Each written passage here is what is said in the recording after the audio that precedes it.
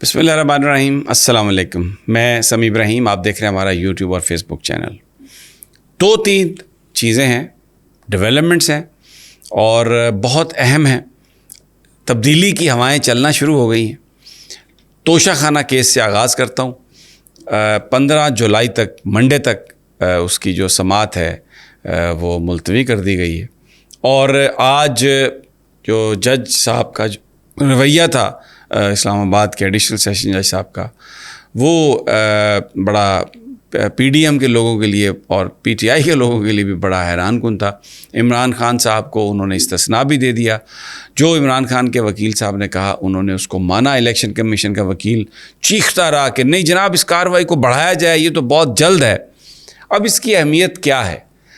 توشہ خانہ کیس وہ کیس ہے جس میں آپ عمران خان کو فوری طور پر سزا دے سکتے ہیں، اور پھر اگر انہیں اس کیس میں سزا ہو جائے گی تو جب تک ہائی کورٹ فیصلہ نہیں کرے گی، قانون کے تحت وکلاء یہ کہتے ہیں کہ وہ الیکشن نہیں لڑ سکیں گے. لیکن اگر الیکشن لڑنے کی اجازت عدالت انہیں دے دے کسی خاص درخواست پر، تو وہ بھی قانون میں اس کی پاسبلٹیز موجود ہیں. لیکن آئیڈیا یہ تھا جس پر پی ڈی ایم کام کر رہی تھی کہ انہیں فوری طور پر توشہ خانہ کیس میں سزا سنا دی جائے تاکہ پھر وہ الیکشن لڑنے کے قابل نہ رہیں. اور یہ جو اتنے 200 مقدمے انہوں نے قائم کیے ہیں دہشت گردی کے اور پتہ نہیں کس چیز کے، کسی ایک مقدمے میں انہیں گرفتار کر لیا جائے یا نیب سے کوئی انکوائری شروع کرا کے انہیں گرفتار کر لیا جائے، اور پھر اس کے بعد یہ انشور کیا جائے کہ جب تک الیکشن نہیں ہو جاتا عمران خان صاحب جیل میں رہیں. خود الیکشن لڑ نہیں سکیں گے.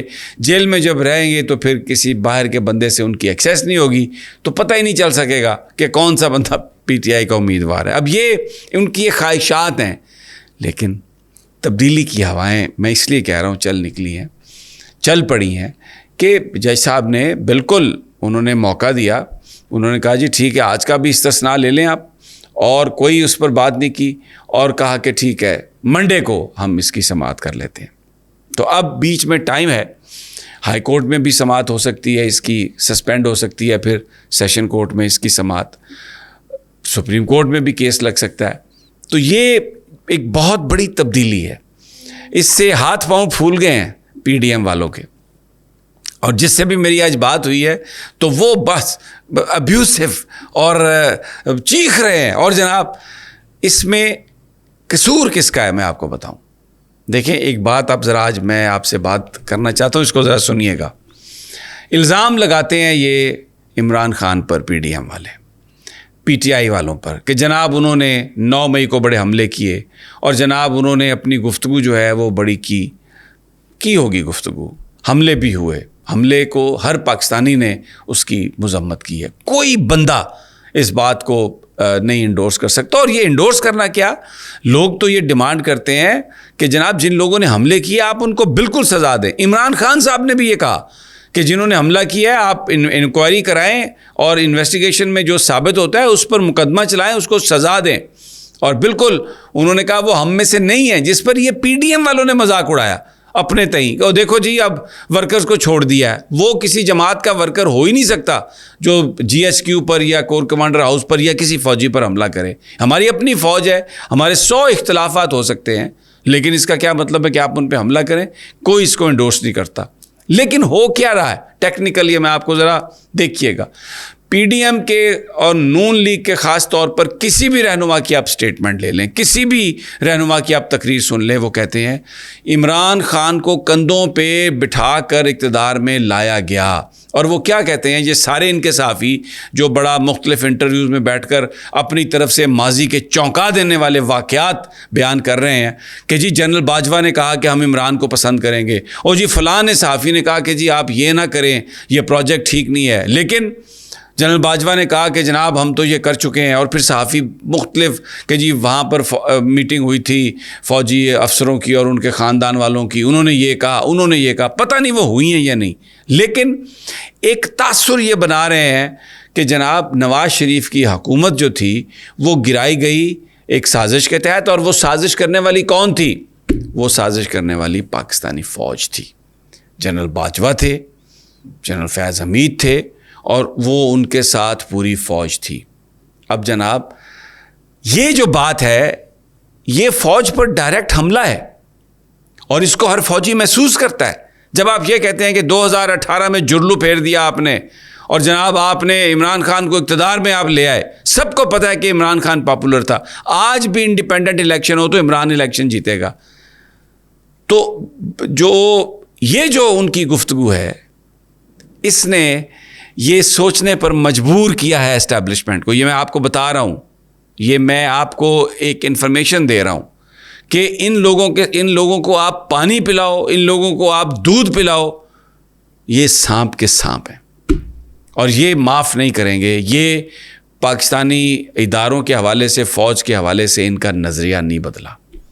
یہ بڑے طریقے سے ڈائریکٹلی انڈائریکٹلی جو بھی بات کرتے ہیں 2018 عمران خان, جو بھی ان کی تنقید ہے وہ کہتے ہیں جی کہ فوج تھی اس کے پیچھے. اب بھلے جنرل باجوہ حاضر سروس نہیں ہے, بھلے جنرل فیض حمید جو ہیں وہ ریٹائر ہو چکے ہیں, لیکن یہ کیا کہتے ہیں کہ وہ فیصلے انسٹیٹیوشنز کے تھے.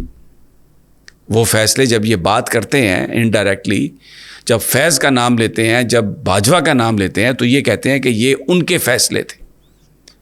تو اس کا مطلب ہے کہ یہ ساری کمانڈ کا فیصلہ تھا.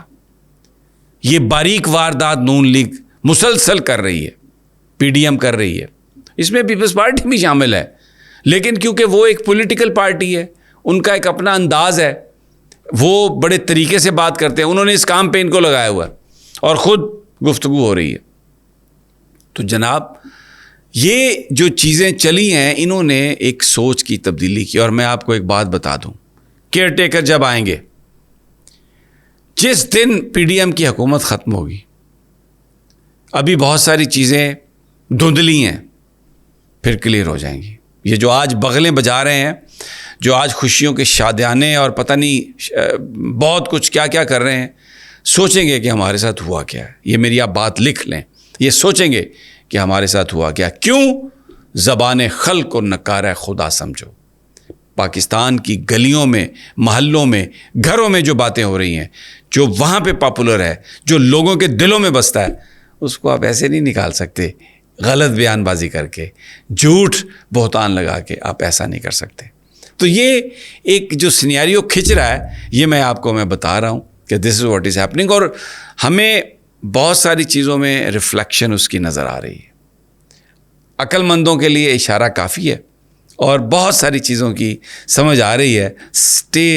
وہ کہتے ہیں نا کہ بس stay tuned and wait for the right information and right happening. This is what is happening. اور ایک اور بات آپ کو, محسن نقوی صاحب بڑے ایک سمجھدار آدمی ہیں اور ان کا اپنا چینل ہے, ان کا اپنا کیریئر ہے, ینگ ہے, لیکن آج وہ کھڑے تھے نشتر ہاسپٹل میں ہاتھ باندھ کر شہباز شریف کے پیچھے. کیئر ٹیکر چیف منسٹر کو جانے کی ضرورت نہیں ہے جہاں پر پرائم منسٹر آ رہا ہے. پرائم منسٹر شہباز شریف کیئر ٹیکر نہیں ہے, وہ ایک پولیٹیکل پارٹی ہے اور وہ الیکشن لڑنے ہیں انہوں نے. اور یہ جو منصوبے آپ تو نگران ہیں, آپ کا کام الیکشن کرانا ہے, اور پھر آپ ایک صاحب عزت ہیں, صاحب حیثیت ہیں, آپ کے چینل ہیں, اور اس میں کوئی شک نہیں کہ بہت ساری گرفتاریاں ہوئیں صحافیوں کی. اور میں آپ کو ایک بات بتاؤں محسن نقوی صاحب, آپ شرمندہ ہوں گے.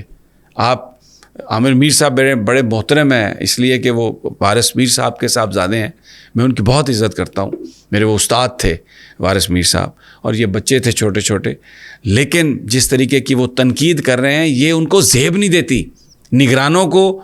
آپ تو نگران تھے, آپ تو اپنی ایک انڈیپینڈنٹ حیثیت کو قائم کرتے, اور یہ آپ ہاتھ باندھ کے کھڑا ہونا شروع کر دیا آپ نے شہباز شریف کے پیچھے, جس نے کرپشن کے چارجز معاف کرائے ہیں قانون میں تبدیلی کر کے, اس لیے کہ وہ گورنمنٹ میں آ گئے. شرمندہ ہوں گے آپ کل یہ جو کچھ آپ کر رہے ہیں. Don't do that. آپ کی عزت بہت زیادہ ہے, یہ وزارت اعلیٰ کی وجہ سے آپ کی عزت نہیں ہے. آپ نے رائز کیا ہے بالکل فرام گراؤنڈ, اپنی محنت کے بل بوتے پر آپ آئے ہیں, اور آپ کے چینلز ہیں, آپ کی ایک عزت ہے. تو ڈونٹ ڈو دیٹ. جو آپ کر رہے ہیں یہ آپ کو زیب نہیں دیتا. عامر میر صاحب آپ بھی مت کریں, یہ چند دن اور رہ گئے ہیں, کسی نے پوچھنا بھی نہیں آپ کو. ہم اور آپ ایک ہوں گے صحافی.